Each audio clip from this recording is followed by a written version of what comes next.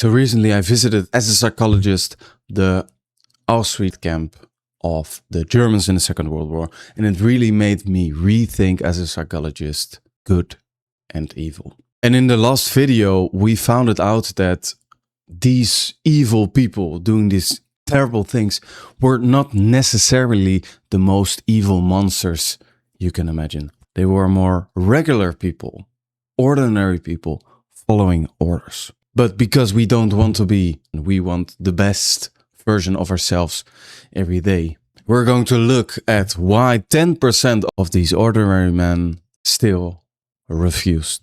So when bad things happen in your life, you can still do the right thing. Christopher Browning is an historian.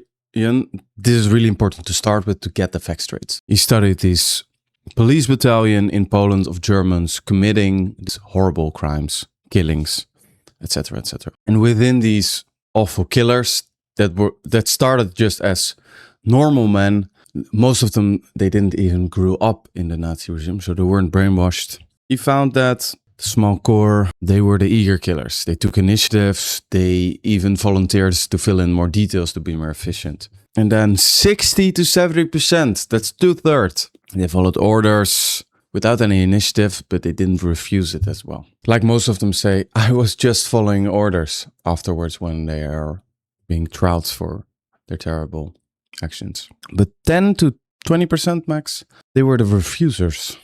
They persistently evaded these terrible things. Not older, not younger, not more educated. They were not more ideologically opposed, but they acted directly. So one example, the Lieutenant Heinz Buchmann, the night before the massacre, a massacre they committed, he went to a superior officer and he stated, I will not participate. No room for doubt or conformity. And just to be clear, 100% had the option to refuse, but 85% more or less didn't. Even though it was stated you could refuse, in their mind, this refusal wasn't available to them. Now, to get into the psychology, I'm a psychologist, real famous experiment of Stanley Milgram called the Milgram experiments, where participants are asked to give shocks to another fake participants when they answer questions wrong. And the shocking thing is that 65%, 2/3 again, they shock the fake participants, which they don't know of, with the lethal electrical shock.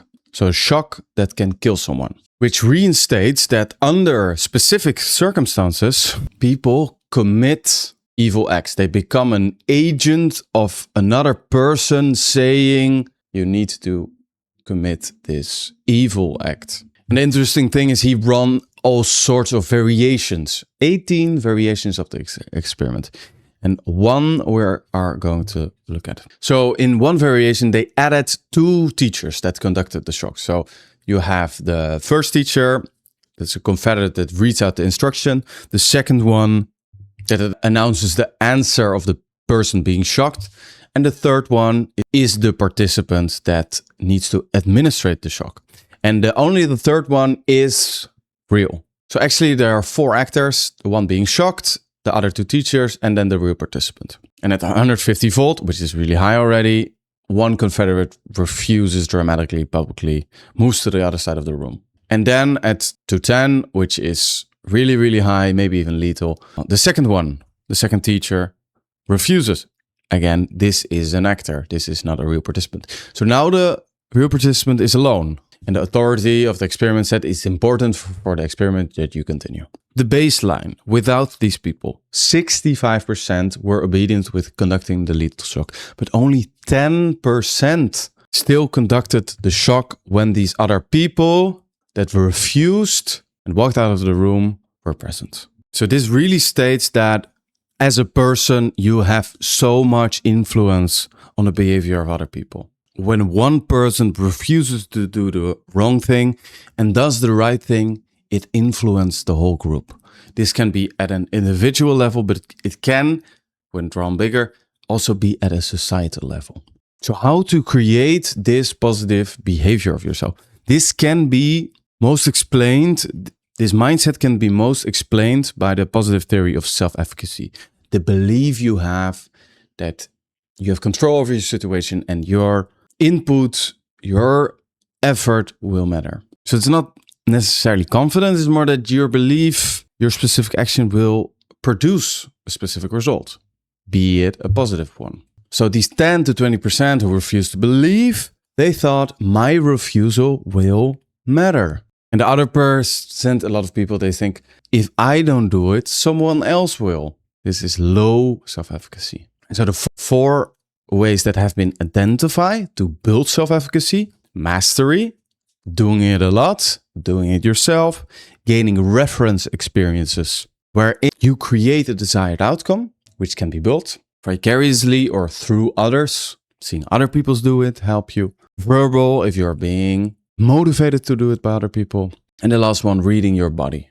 So if you know this is off and you follow your gut feeling, this will increase your self-efficacy. So to make it more concrete, 3 practices that each build one source of moral self-efficacy for you to make the right decisions and to be a good person. So upcoming week, refuse one small thing. Decline an obligation that erodes your decline an obligation that is not in line with your values. Say no to it. The point is not specifically that you refuse, but more the rep, that you are used to saying no. You can always say yes later, but you are in charge of saying yes and no to anything. Found a person who is dissonant, who doesn't go along with everything. Someone who speaks up when other people go silently.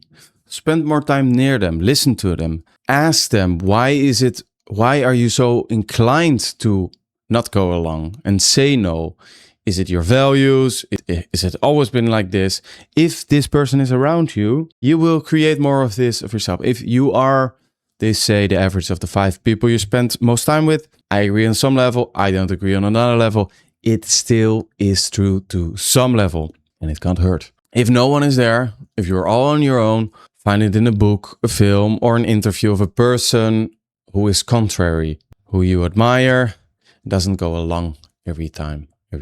And then don't ask yourself, am I brave enough to refuse? Because this will put a lot of pressure on yourself. And it specifically says that you need to do it, which is a burden. Ask yourself, would my refusal make it easier for someone else to refuse and be good? So herein, you are not focusing too much on yourself, but helping other people, which for us as humans is usually more easy to do. You don't need to be brave. You need to believe your no makes something possible for the better. So this video showed you how to be this 10 to 20% who refuses and acts morally and good. If you want to understand more of the psychology of these bad people, click my last video that comes on the screen right now to have more insight in that. So you can influence your environment even more to be the best person you can be.